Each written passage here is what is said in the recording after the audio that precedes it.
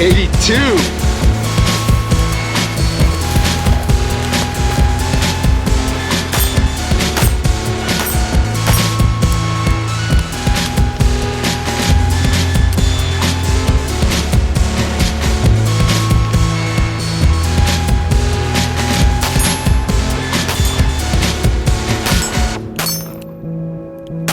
Nice.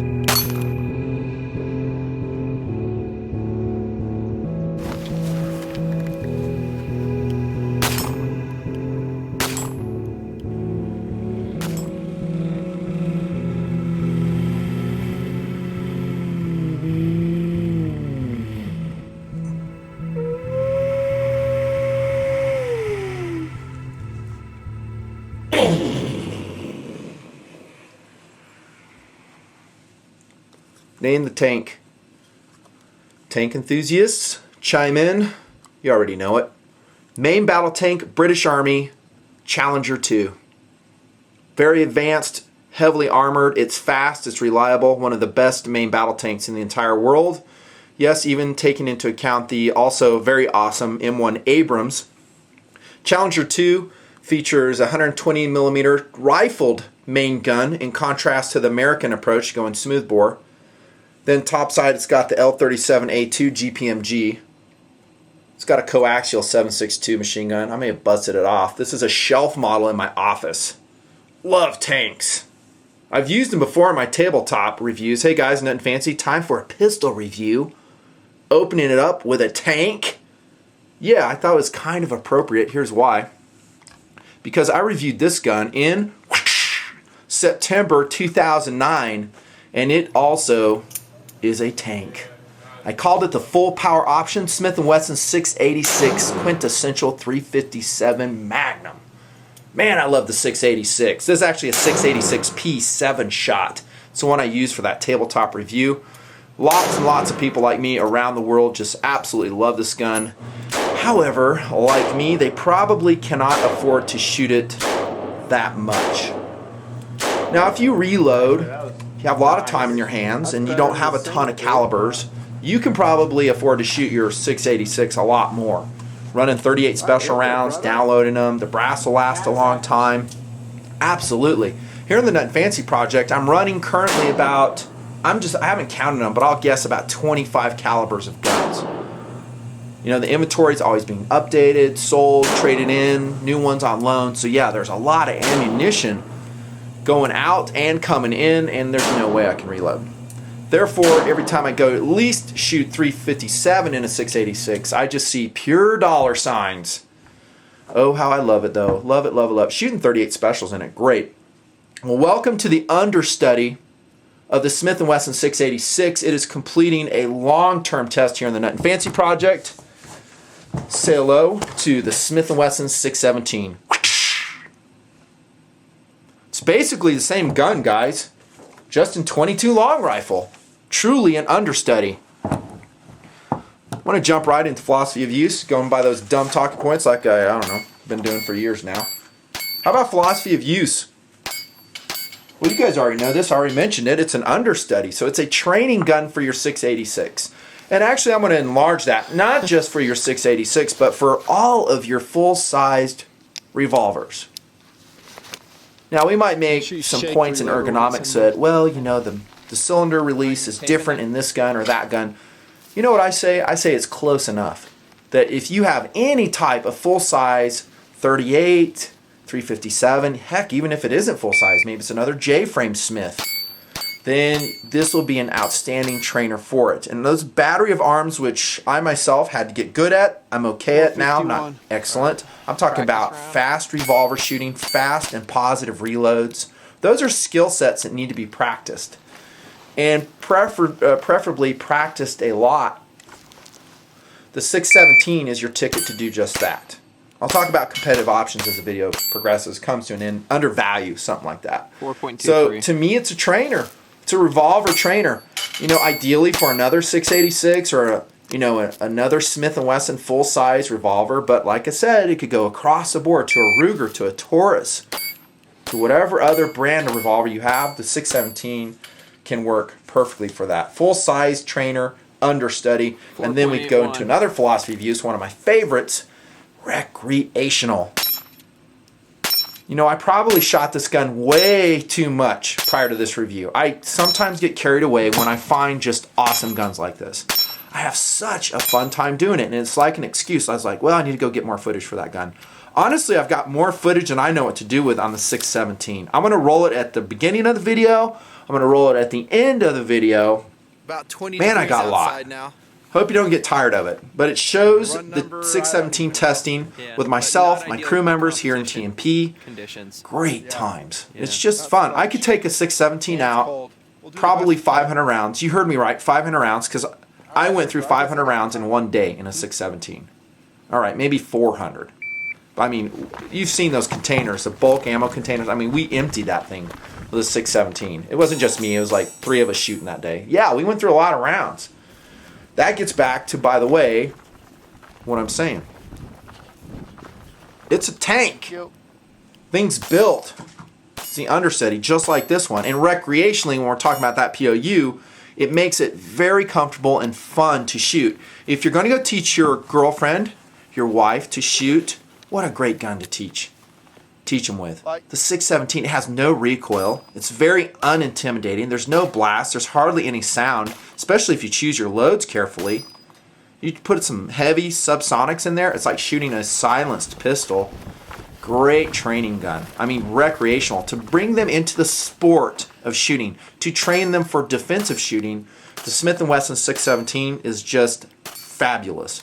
Great recreational gun. I could talk for another 20 minutes on that philosophy of use. I'll just leave it at that. Here's another one I'll add in there. Pest control. You know what I love about the 617 in this is it will cycle anything that you put in it. It's not a semi-automatic firearm, so it will cycle, you know, those very waxy, heavily, let me say, overly lubricated Remington Gold bullets. Generally hate those things. It'll cycle CCI, the subsonics. Any type of long rifle ammo you have, it's going to cycle it. And therefore, for pest control, you can shoot a pretty quiet load. Subsonics. Maybe you don't want to let people know you're taking out a rat in the backyard or wherever you're at. You know, local laws apply. Insert subtitle here. But it's a great pest control gun. Probably out to 50 yards it would work that way. You know, 22 long rifle, you can shoot some super fast stuff. Absolutely. Good philosophy of use there. And then I'm going to say collectible. This is not the first, obviously, and Smith guys know this already, this is not the first 22 full-size that Smith ever made. In fact, it follows a long history of outstanding designs. If we go back a ways, hope I get my history right. I'll try. Let's see. K22 introduced in 1931. That's 5. Okay, and it was produced until 1957, superseded by the Model 17, 1957 to 1989. That also was a K-frame, but not in stainless, carbon steel, and it had no lug under the barrel like this one does. We'll talk about that, perhaps. And it was discontinued in 89. I think it came back in 1990, a new Model 17, this time in carbon steel, and it had a square butt on it. Let me show you a picture out of the Smith & Wesson catalog. Let's see, I think it's on page 67. Love thumbing through this. I'm always like, oh, I love that gun, want that gun. There you go. This one actually is still being produced. The Masterpiece, Model 17. So it had the square butt just like that one. I like shooting those. I think they're very comfortable. That's a 6-inch barrel Model 17, again, being produced now. 6 rounds, though. We'll talk about firepower of the 617, how it pretty much blows that away. Okay, but that's what that was, the Model 17. And then finally, the Model 617 introduced in 1989, being produced until the present day with some modifications. Okay, and it was a 10-shot, made into a 10-shot after 2001. I think it was 6 prior to that. And then 1996, a square butt option was discontinued from that. And then it went to what you see here. The Hogue grip, very comfortable, by the way. Just basically here. 1998, did some internal lock work, redesigning on the 617. They threw in some MIM parts then. Uh-oh, MIM parts, that sucks. I don't believe everything I hear about MIM because I do a lot of shooting with guns that have MIM parts and they do just fine. Not going to say they won't break, but I've seen a lot of other forged parts stuff break too. Everything breaks. Okay, MIM is more affordable, and if it means it's going to knock the price down 100, maybe we should be interested. It's the same price, yeah, I'll take forged any day. But if they're not the same price, you might want to consider value. Smooth and front back straps in 1998 added. Floating firing pin added to the 617 in 98. 2001, they put this ridiculous internal lock in it. Vertical. A nod to the protectionist culture of the United States of America. Never use that. I recommend you don't either. Instead, why don't we teach our kids about gun safety? Reference my series, Children of the Gun. Okay, teach your children how to be safe. Teach them about dangerous things, and you don't need a stupid lock. You know, you want to layer it into extra protection. Rock on. And then 2002, 8 3/8" barrel was discontinued, and currently the 617 is offered in these configurations. Page 45. No, I didn't pre-mark it. Oopsie daisy. Here you go. 617. There's a 4-inch barrel. That is my favorite. It's on the table, and it's you can see SKU number 160584. There's a 6-inch barreled one. That's the other version. SKU number 160578. That one's even going to be heavier. I mean, this one on the table, 39 ounces. Same weight as a 686. Same construction as a 686. You go to the 6-inch barrel, it's going to add about 5 more ounces. There you go, 44.2. Okay, so that's just a quick... Oh, wait, one more thing I want to say. In 2003... they added a new extractor star design, and then they put a flat milled portion right there on the extractor rod. If I'm getting my details right. I don't get everything right. I just try. Do my best. There you go. That's a 617, the history of it. Notice that it's been being produced, this gun, the 617, pretty much continuously since 1989 it was introduced. What does that tell you? That it is a perennial best seller for Smith & Wesson. They continue to make money off of it. Some guys who know the pricing on the 617 will go, yeah, no doubt. It's an expensive handgun. It is. Yeah, but it's selling well. People really connect to it. They love it. Moving on. Here's your rundown of the POU. Hope you liked it. Size and weight. It's heavy. And this philosophy you've used and all the ones that I've identified so far, I think the weight is awesome. Again, the recreational POU, no recoil. Stays on target. You can shoot fast with it. To me, the 617 is not a kit gun. That's a cool revolver. I showed you that one. A kit gun in Smith & Wesson nomenclature is a hiking companion, if I understand it right. So we would strap that gun on and go backpacking with it. We'd go day hiking on it, go plinking tin cans, maybe taking a rodent here or there. That's a kit gun. This ain't no kit gun to me. Okay, you might want to look to the Smith & Wesson Models 317. Sorry for that. Page 40 in the catalog, at least the one I've got. There you go. Oh, I love those guns. 317 kit gun. That is a beautiful gun. That's an aluminum framed gun. High-vis fiber optic. They just do a huge mistake by putting a V-block on that one. Bad job, Smith. That will not stand the test of time. Me and thousands of others will demand we put square conventional rear sights on that. That thing only weighs 12.5 ounces. Now that's a kit gun. Then if you want to go steel frame, if you do high volume shooting, you want it to reload quicker, I'll talk about that in a separate review. Model 63 stainless steel. That one's about 26 ounces if I remember right. Let's check it. 63, yeah, 26 ounces. Those are kit guns. Those have a much more reasonable weight if you ever think you're going to go pack it. So 39 ounces, it's a chunk of a pistol, and I absolutely love it because I love the 686. You guys too, you 617 owners out there, you're probably nodding your head up and down going, yeah, love it. It just feels so authoritative. You bring it to, to bring it to bear on the target. It's stable. It's quick to fire. Watch the footage as we're shooting this. It just hardly moves at all. Getting back to the fun factor, it's just a rush to fire. Balance is perfect. The balance, in my estimation, is identical to the 686. I really can't tell the difference. When I'm closing my eyes and holding them, Smith & Wesson just did a beautiful job with it. K-framed Smith & Wesson 617, and of course as the transfer bar mechanism for like eons. I don't know if I mentioned that. That makes it safer, so you carry it down with a hammer in the forward position. On to firepower. Maybe this is a good time to talk about one competitive option. Actually, how about several competitive options? First will be recently introduced Ruger SP101 8-shot. Showed you in a separate video, shot 2012, and I'll tell you what, I love that gun. Haven't shot it yet, but everything I know about the SP101, I did a review on the 357 version.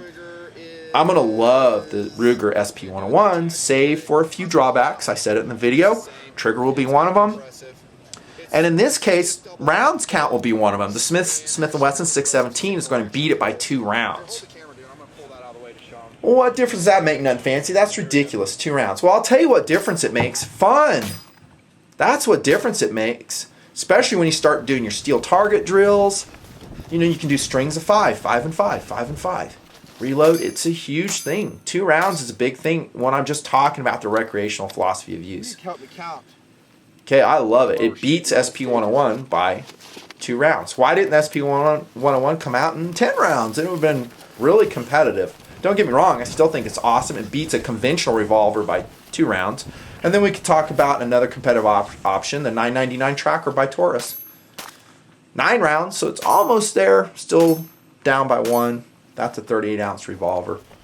Okay, but I think firepower, this is ruling supreme. Times will change. They're probably going to come out to compete directly with a 617.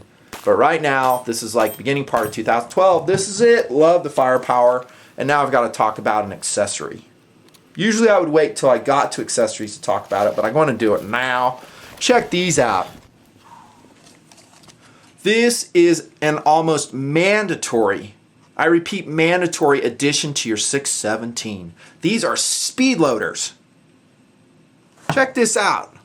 I looked far and wide. When TMP got this 617, I was like, we got to find a speed loader. We got to find it. I'm not going to be, using speed strips, cranking the rounds in. Not bad. I mean, doable. I have these downloaded. I think there's only 8 in there. I want a speed loader, so I went running around, found it. DS10 right here, baby. These are made by a dude called David, if I hope I get your name right, Scarzella out of Michigan. They're not the only ones. There's another brand out there, and I want to give fair time. They're speed loaders, Speed Bees, and they're very similar. These are high-density polyethylene, I think, is a material. They're very stable. You can see it's marked 617, and they really hold the rounds. There's a spring that goes around the circumference of the loader, and it's okay having this, but these rounds aren't like really, really in there. They'll pull out. You got to have this to carry block.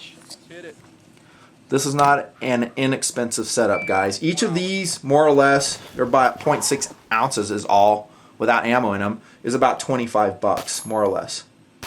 If you get more, you buy them in quantity, you can get them for less. Look in the upper right, that's where I recommend to go get your DS10 speed loaders. Used them a lot in the Nut and Fancy project. In the long-term testing, the DS10s worked fabulous. One thing you got to be careful of is when you put them in the loading block, you can't just yank them out. You'll see me when I shoot, I'll kind of lean to the left and gently pull them out. Just this version. They may be upgrades coming, don't know. Because if you don't, the rounds may strip and stay in the loading block right here. And now you've got 7 rounds or 8 rounds and it just screws you up. So if you just take a minute and just make sure you pull them straight, no problem. And I think the DS10s also come with a longer gripping surface. So if you want that, if you're doing Steel Challenge or something like that, you'll have it and you can really shove them in. I didn't have a problem at all grabbing these. I mean, you have this whole length right here. Love these loaders. Love them. Get 5 or more if you really want to crank up the fun and the firepower on your Smith & Wesson 617. It just transforms it. And also, let's go back to the recreational philosophy of use. It makes this very good training when you're shooting it, because now we're practicing the motor skills to pop that cylinder out, rotate, whatever your technique is, indexing the loader. And by the way, these right here, all you do is push this ridge. You just come in here, it indexes off the center pin right there. So it'll match right here. Boom, done. Back in business, start shooting again. Oh my gosh, I love those. Had to show you. Had to show you. That's firepower. It's just excellent for what it is. Love it, love it, love it. Accuracy.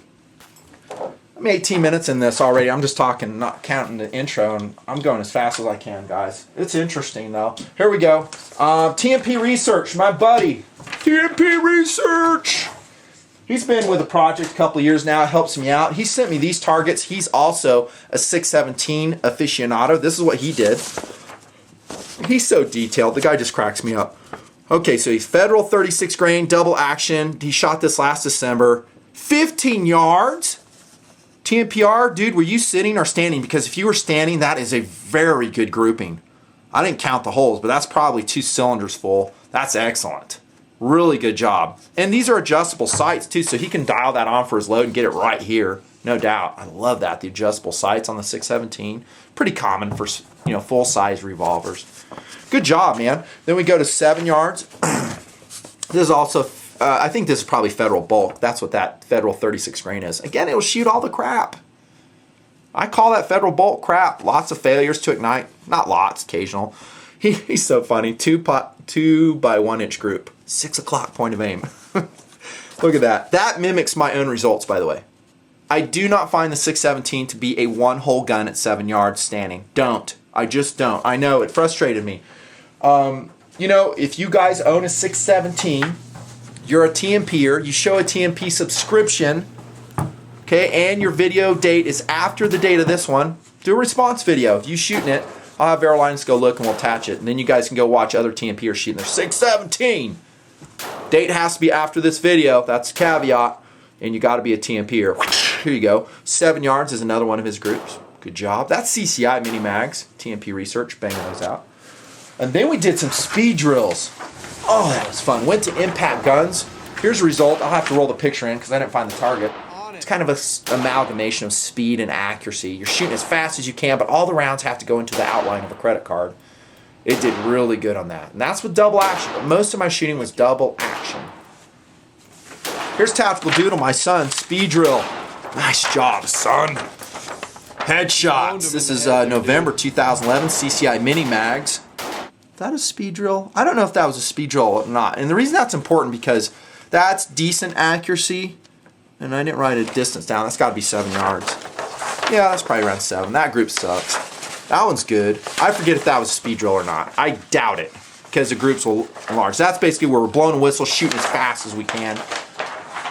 Here's not a speed drill on me. I think this is just a regular 7 yard shooting. Okay, and like I said, those groups I just showed you mimic my own. That's what I get at 7 yards with double action shooting, if I remember right. Honestly, I would like it to be one hole. You know, I'm not going to lie. I was like, yeah, I'd like it to be a big, ragged hole. But personally, my shooting, my capabilities, I was just standing. I wasn't able to do that. And then I shot at 15 yards. I got about the same results. So it's pretty accurate. Here's a double action only. One more. Double action, CCI. This is December last year. There you go. There you go. Decent group. That's single action there, SA. You guys with 617s probably be able to beat it. There's probably some guys getting really good groupings out there. But I kind of, from what I've seen shooting the 617, I come away with this. Oh, let me show you this real quick. Here's Aguila Subsonic 60 grains at 30 feet. Those shot well. Remember this, you know, the pest control philosophy of use.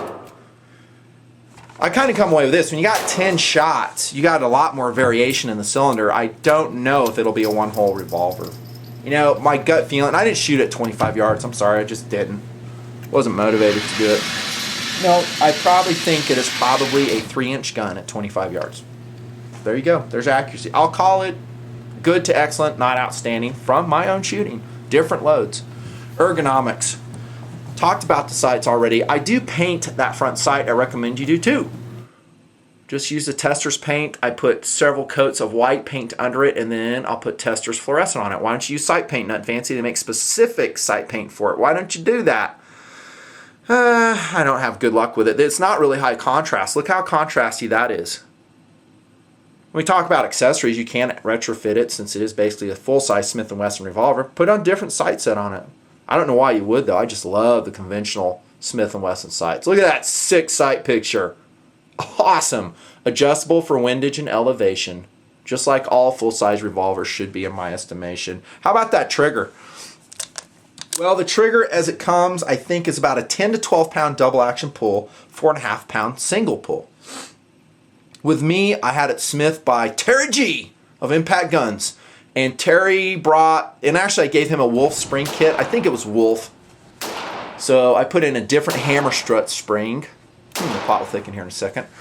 And he got the single action pull down to 3 pounds. Oh, so sweet. Nice. And with reduced power hammer strut spring, if I'm getting that part name right, I didn't measure it, but it was so sweet and so smooth. The problem is when I took it to the range, I had unreliable ignition, which I knew was going to be a possibility. I mean, it's rimfire ammunition after all. It needs a hard smack on that primer to ignite. Awesome. I knew this. I was like, crap. I'm at the range. I'm getting like every other round failing to go off. I'm like, oh, I got to go put the stock hammer spring in. I did that, and once I did, 100% reliability returned. Okay, so pretty sick. Ergonomics on the grip. I love that grip. It's excellent. Hoe grip, perfectly formed. Would you prefer it over the square butt option? Probably by a slight margin I would. I still love the square butt option, and I'm not talking about women. I'm talking about the gun here. It's just so comfortable. It's so comfortable. I don't hear any complaints about the 617 grip. You do have an exposed metal portion here on the back strap. Is that a problem? I never noticed it. Never noticed it at all, you know. This had it too, and this is 357. I didn't really notice it that big of being as that big of a deal. I love the grips. Excellent. Like the wide face on that trigger as well. You think? .312 in width. It's not grooved. Some like it. I think most will like it. Decent. Wide spur. It does come sharp out of the box. You can see I filed that one a little bit. I've never filed the 686 one, so it has some sharp edges. There's a lot of revolvers like that. Ruger's one of them. Ruger's got some sharp edges. Almost always have to take a mill bastard file and knock those edges off a little bit. Drilled and tapped for scopes since 1993, I think. I think you got to pull that off, and there's some holes under there. I never did it. I think that's what they're saying. Full-length ejector rod. Man, is it nice running a full-sized revolver like this, because that ejector rod can like extend that casing out its full length and get some positive extraction, which is very important for a rimfire. Rimfire's dirty, gets sticky in there. Coming out, you know, halfway, you might have to pluck some out by hand. You might get some stuck under the star extractor. See, it's kind of dirty under there. I'll talk about that under maintenance. Full size. You can see it locks up on the back of the cylinder and the front of the ejector rod, just like Smith & Wesson always does. And where'd the flashlight go? Had it. I got to go to my backup light. What do I have today? Oh, AA squared. There you go. 4 7s. I'm just going to show you the spacing right here. There you go. About ideal. That's, you know, you don't want your cylinder gap to be too tight. Then it's going to lock up, especially with rimfire. Dirty again. Or too loose. Let's check cylinder fit. Play. Hardly any. Back and forth is excellent. I compared it against the 686. It's actually tighter than the 686. Two different calibers, I know. Pretty close, though. Ergonomics are just excellent. Full lug. Remember we talked about that? Earlier versions didn't have that. Mimics that one. It's an understudy. Just perfection. Cylinder release is where the Smith & Wessons always put it. Angled for the thumb. Love that. Ergonomically, it's just a beautiful design. It's a classic Smith & Wesson design. Home run. Feel is excellent. Field strip and maintenance. Go into your manual if you want to learn about field strip. I'm not covering it here. I will talk about maintenance a little bit. And also, I'm going to ding the manual right now because the manual does not have a schematic diagram for the parts. What up, Smith? Come on, man. You should have that gun completely exploded so we can see. There's sight adjustment, talks about cleaning, maintenance, all that stuff. But you're going to have to keep this thing clean. I recommend probably after 200 rounds maximum, you need to clean the rimfire revolver. If you don't, you're going to have problems. You might have the cylinder locking up. The rounds won't extract because the charging holes are all fouled and dirty. Yeah, so probably around there, I break out some, I don't know, Hoppe's number 9. I break out my cleaning brush and I get to it. Scrub here, I scrub the forcing cone. I'll have some blue shop towels and I just clean the heck out of it. Not so much the barrel, but this area here, the star extractor, the charging holes, yeah, you got to keep it clean. I did notice hesitation to extract when this thing got really dirty, and I did get it really dirty during the test. Now, once I get it back and I've shot, you know, hundreds and hundreds of rounds with it, it's time to really clean it. So you can see I haven't cleaned it here. Then I'll get down and dirty. I want to get all that with my brush. I'll use lead remover cloth if I have to. I'll clean the front portion of my cylinder. You can remove it as indicated in the manual. Just pop it out, take that cylinder out, and you'll put some lubrication on that. And I get this thing really clean. Every so often I'll do that. And then when I lubricate, what I do is I'll put some Slip 2000 or something right here on the latch pawl where it locks in. Some on this. Actually, there's a cylinder pawl there. Put a little bit on there, a little bit on the exterior, a little bit right there. I already lubricated my ejector rod, and then I'm good. Good to go. Now, once in a while, I'll break into the lock work, take the side plate off, put a little bit of lubrication. Rim oil is what I use in there. Just a little bit. You don't need a lot. That's field strip maintenance. You talk about a tank, it should last your lifetime, your children's lifetime, your grandchildren's lifetime. Accessories and versatility. Well, the good thing is, since it is an understudy for the 686, it takes the same holsters. I think the same sights, you know, because we look at the pattern. Same. You know what I'm saying? Same. Now, the height differences, I'm saying on the front blade, are obviously going to be very different. So maybe not exactly the same. Accessories, I don't really know what you'd want other than those DS10 speed loaders. I don't know. Maybe you'd want a trigger job. If you're a trigger aficionado or snob like I am, at times, you might want to do that. Money well spent. Get someone who knows how to do it. You could change the grips out if you wanted. Don't know why you'd do that. That's about all I'm going to say on accessories for the 617. Pretty much rocks. Value. It's an expensive gun. Okay, you can find a 617 anywhere from probably around the low $600s to $700. That's a lot of money for a 22, nothing fancy. I know it is. I ain't going to say it isn't. It is. But consider this. If you get those speed loaders I'm talking about, if you're a revolver guy, which I have turned into be, by the way, love revolvers, it might be one of the most used guns you own. It's affordable to shoot. And then talk to me. So you put 5 years into it. You're shooting it every Saturday. You go do some rimfire or some steel challenges on it. Whatever. You go do your own running guns, like I've shown you for years here in TMP. And tell me about value. Well worth the money. Now you can make an argument and say, well, there's some other value options. The Taurus 990 tracker out there, the SP101. And I think those are completely valid comparisons. And you're right. Those are going to give the same exact level of enjoyment. Well, hold on. Not the same exact, because as far as I know, there's not speed loaders for those. What was my time, bro? Maybe for the Taurus, I didn't check. You need speed loaders. For you to ramp up the fun, to ramp up the training, you've got to have it. It's the second half of the equation in my book. You can't have this and not have that.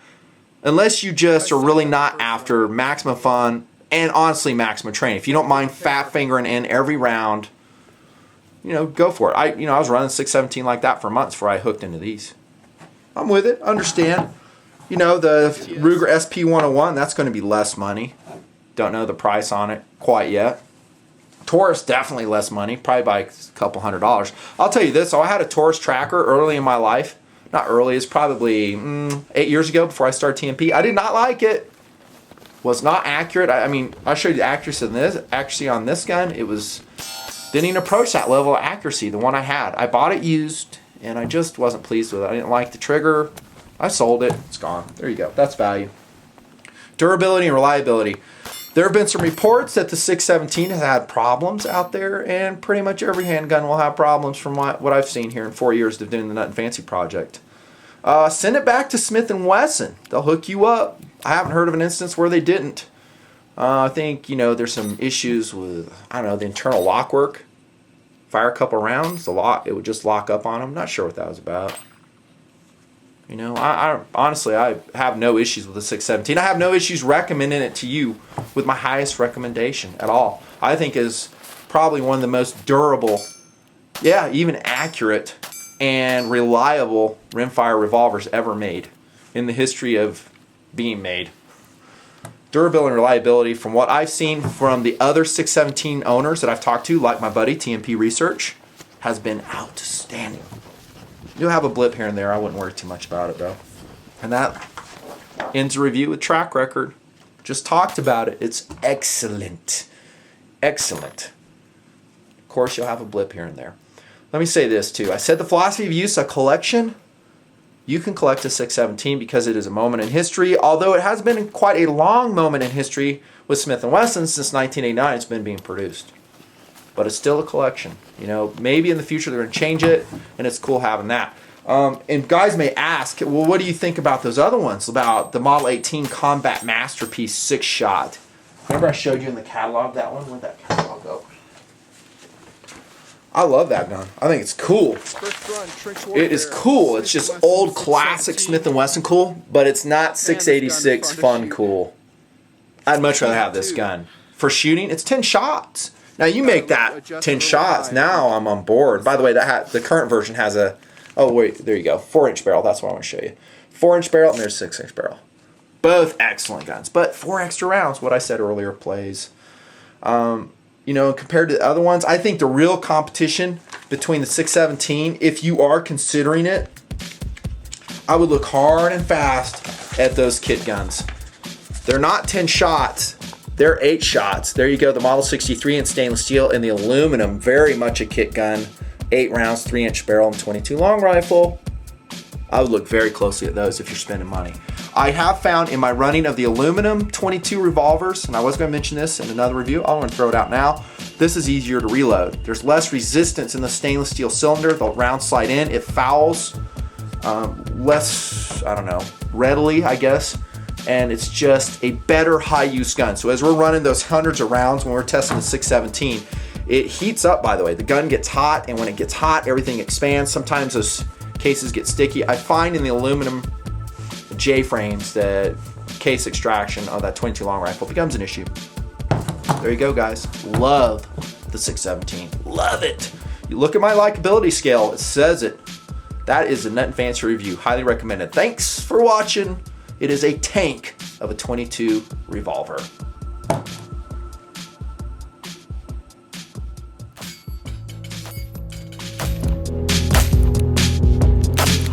Your trigger control plays a huge part in how this gun works. Yeah. So when you do it, you're going to be pre-staging it. You're going to be pulling it most of the way, then the rest.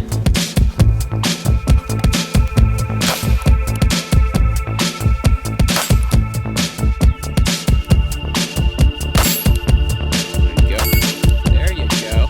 Okay, when you load, push this. It's bad. Go ahead and finish that off.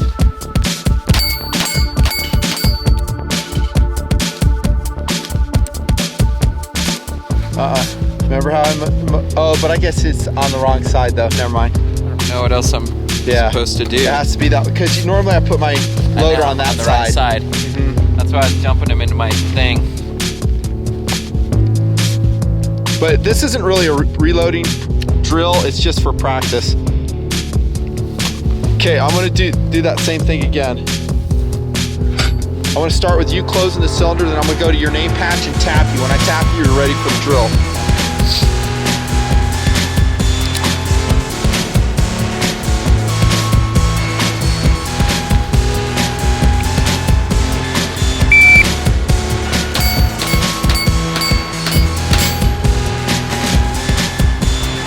Time. 382. No missing. Up on there. Nice.